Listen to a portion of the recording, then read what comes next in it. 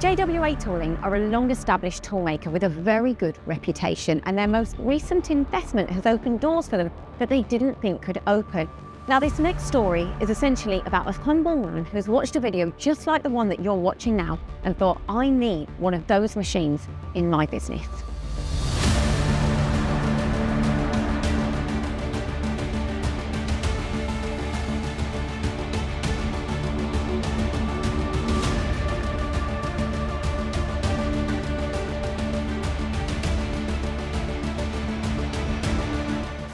So Pete, you've got a good reputation in industry. So before we hear about your story, why do you think you've got such a good reputation? What is it that you're producing here? Well, I think we care deeply about doing good work for our customers, and we challenge ourselves a lot in terms of tolerances we can achieve, parts we can work on, and we go looking for challenges. And it's something that's been ingrained in the business from the get-go. You know, my dad started the business 40 years ago next year, and it really has been instilled into the whole business. And everyone really prides themselves on the work, and we strive to do a great job for our customers. So hopefully that's what's shining through. Absolutely. And what is it you're making? What industries? So we work predominantly in aerospace, space and defence, and hydrogen fuel cell technology. And those are the sectors that we really go. We target those sectors. There are others, but they're our focus really. Because you have dabbled in automation before, haven't you? Yes. So yeah, we have a cobot and several other machines that are automatable with a cobot.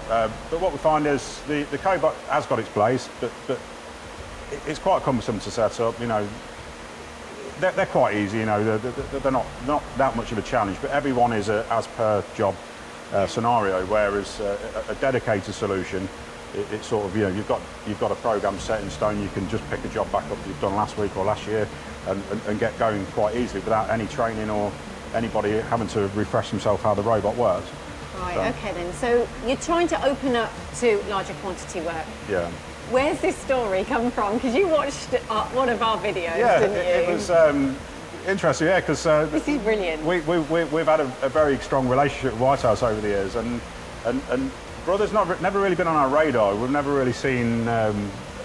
We're aware of them. We've never really seen them in action. And me personally, I know my dad had, but I'd never really connected White House and Brother. And it was watching Paul was playing with what I think it was this actual machine actually at White House with I think it was Pete Smith and Paul Jones on the video, and you can't fake that. It's just like these guys are really, you know, that's like a fascinating product. We need to find out more, and that's what we did. And you did. And here it is. So tell me, what how have you been getting on with this machine, and what have you used it for? So we've automated batches of 30, and the current job's got 480 parts in there at the moment. That'll run for 24 hours. We've had a 72-hour cycle off it. You know, but we've also just used it. It needs to run for 5 hours whilst the guy goes and does some programming. So you know, it's a useful tool, even if you're only doing small batches, which is one of the selling feature or unique selling features for us. And how easy has it been? Because it's not easy to jump onto a new manufacturer with a new manufacturer in a new NC program. Is that easy for you? It's been really simple for us. We program offline anyway, so the learning curve has been learning the control, and it's very intuitive. You know, you see some controls. Oh gosh, this is going to be. I've got to send the lads away for a week. We've had sort of half a day's training with White House's guys, and the lads are all familiar with how the control system works. So for us, it's can we get tools in? Can we set the jaws up?